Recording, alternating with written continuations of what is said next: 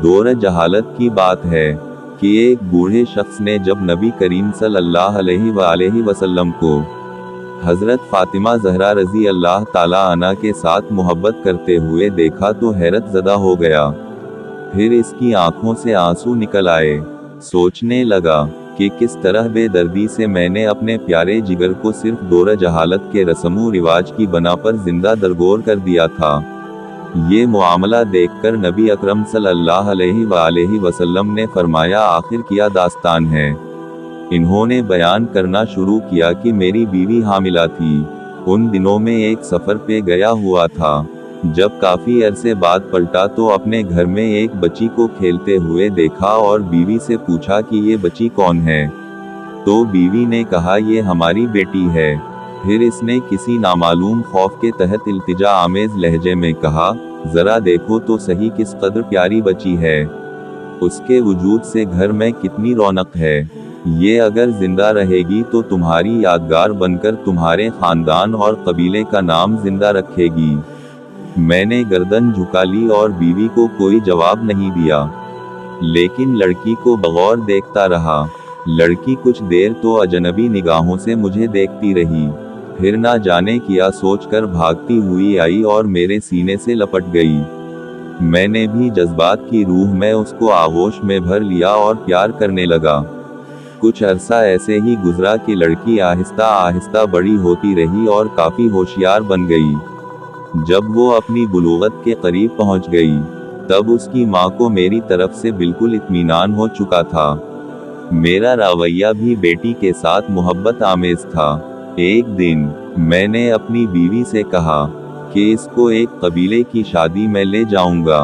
माँ बेचारी खुश हो गई और जल्दी से बेटी को सजा सवार कर तैयार कर दिया।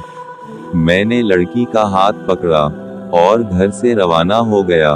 एक गैर आबाद बैबान पर पहुंचकर पहले से तैयार शुदा एक घड़े के करीब में खड़ा हो गया। लड़की बड़ी खुशी के साथ उछलती कूदती चली आ रही थी। मेरे करीब आकर रुक गई और बड़ी मासूमियत से सवाल किया, बाबा ये गढ़ा किसके लिए है। मैंने सपाट लहजे में इससे कहा कि अपने खानदानी रस्मो रिवाज के मुताबिक मैं तुमको इसमें दफन कर देना चाहता हूँ, ताकि तुम्हारी पैदाइश से हमारे खानदान और कबीले को जो जिल्लत और रुसवाई हुई है इससे निजात मिल जाए। लड़की को सूरत हाल का अंदाजा हुआ तो उसके चेहरे का रंग उड़ गया और कबल इसके कि उसकी तरफ से किसी रद्दे अमल का इजहार हो, मैंने उसको गड्ढे में धकेल दिया। लड़की रोती रही और गड़गड़ाती रही, लेकिन मुझ पर उसके फरियाद का कोई असर ना हुआ। मैंने गड्ढे को मिट्टी से भर दिया। अगरचे आखिरी वक्त तक वो हाथ उठाए मुझसे जिंदगी की भीख मांगती रही, इल्तिजा करती रही, लेकिन अफसोस मैंने अपने दिल के टुकड़े को जिंदा दरगोर कर दिया। लेकिन इसकी आखिरी इल्तिजा भी मेरे कानों में लुवे टपकाती रहती है कि बाबा तुमने मुझे तो दफन कर दिया, लेकिन मेरी माँ को ना बताना, कह देना कि मैं बेटी को अपने कबीले में छोड़ आया हूँ। ये सुनकर हुजूर सल्लल्लाहु अलैहि वसल्लम की आंखों से आंसू जारी हो गए। उस वक्त नबी अकरम सल्लल्लाहु अलैहि वसल्लम की आगोश में जनाब फातिमा अल-ज़हरा रज़ी अल्लाह ताला अन्हा बैठी हुई थीं। इनकी आंखें भी नम हो गईं। हुजूर अकरम सल्लल्लाहु अलैहि वसल्लम ने अपनी बेटी को सीने से लगा लिया और आप सल्लल्लाहु अलैहि वसल्लम के होंठों पर ये जुमले जारी हो गए कि बेटी तो रहमत है। और फिर आसमान की तरफ देखते हुए फरमाया, मैं फातिमा को देखकर अपने मशाम जां को बाश्त की खुशबू से मातर करता हूँ।